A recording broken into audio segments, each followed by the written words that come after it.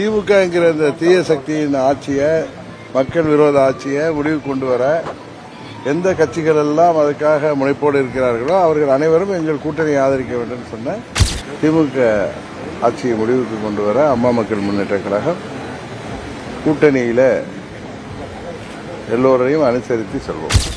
இப்போ வரும் சட்டமன்ற தேர்தலில் நீங்க எவ்வளவு சீட்டு கேட்க போறீங்க? தொடர்ந்து என்டிஏ கூட்டணியில் இருப்பீங்களா? அதிமுக போனதுக்கு அப்புறம் எப்படி சார் உங்களுடைய நிலைப்பாடு எப்படி இருக்கும்? உங்களுக்கு நல்லா தெரியும், கடந்த ஒரு வருடமாக நான் சொல்லிட்டு வரேன், திமுகங்கிற அந்த தீயசக்தி கூட்டணியை வீழ்த்தணும்னா தேசிய ஜனநாயக கூட்டணி இன்னும் பலப்பெறணும். அதுக்காக அம்மாவின் தொண்டர்கள் எந்த கட்சியில இருந்தாலும் எல்லாரும் ஓர் அணியில இணைந்து தேசிய ஜனநாயக கூட்டணிக்கு வலு சேர்க்கணும்னு சொன்னேன்.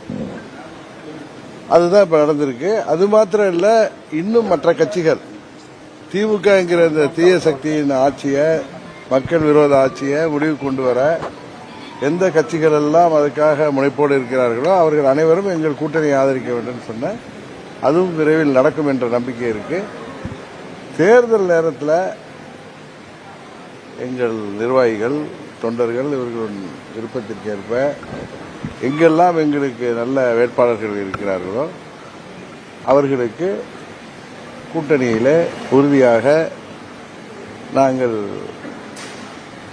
தேவையான இடங்களை பெற்று திமுக ஆட்சியை முடிவுக்கு கொண்டு வர அம்மா மக்கள் முன்னேற்ற கழகம் கூட்டணியில எல்லோரையும் அனுசரித்து செல்வோம். பெண்களை பற்றியும் மதத்தை பற்றியும் அவதூறா பேசுனதுனால அவர் மீது நம்பிக்கையில்லா தீர்மானம் கொண்டு வரணும்னு நீங்க நயனா நாகேந்திரன் பொன்முடி மேல ஆளுநரை சந்திச்சு ஒரு சட்டமன்றத்தில் தீர்மானம் கொண்டு வர கொடுத்திருக்காரு. திமுகவில் பெரும்பாலானவர்கள் தாங்கள் எல்லாருக்கும் மேலாகவும் பிக் பாஸ் ஆட்டிடியூடில் அவர்கள்தான் அறிவாளிகள், அவர்கள்தான் எல்லாம் தெரிந்தவர்கள் போல நிறைய பேர் பேசி வருவாங்க.